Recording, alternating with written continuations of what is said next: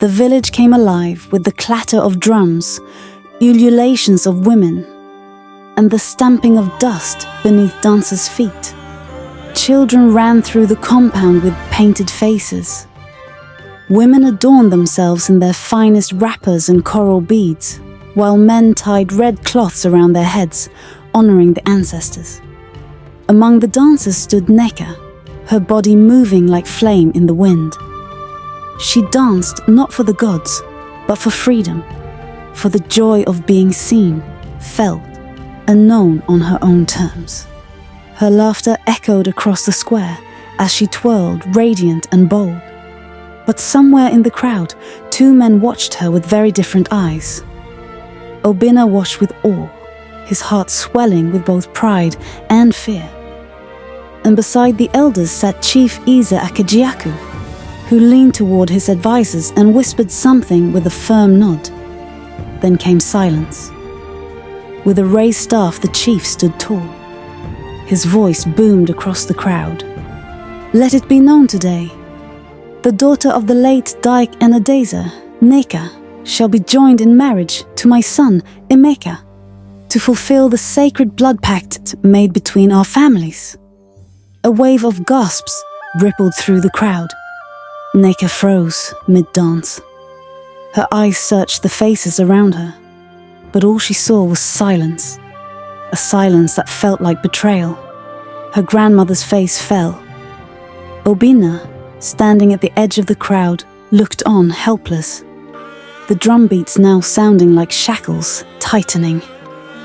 Nneka dropped her gourd rattle to the ground and walked away, head held high, but her heart raging beneath the beads in her chest.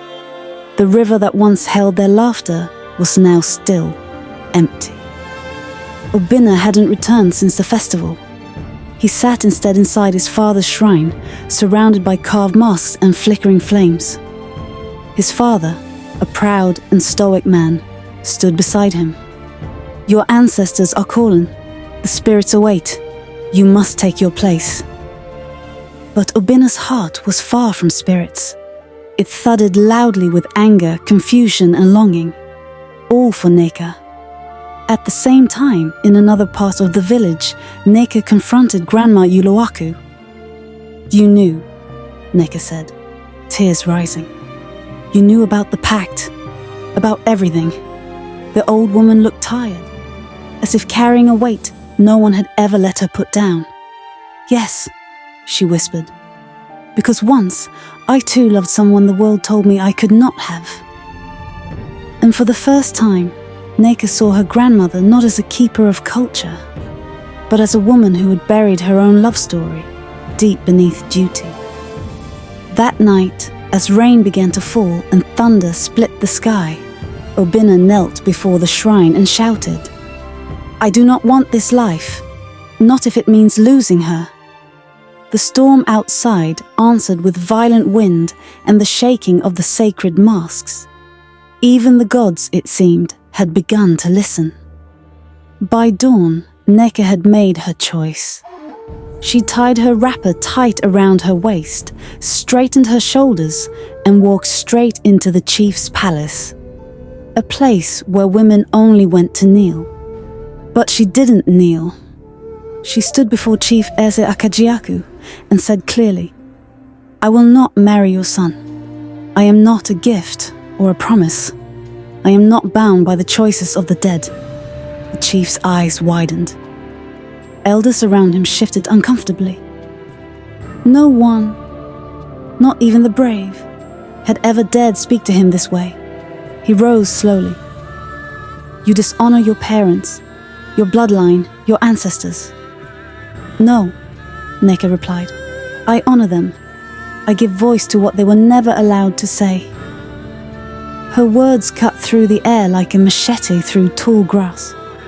Obinna, who had followed in secret, watched her from behind the courtyard wall, his heart pounding in admiration and fear.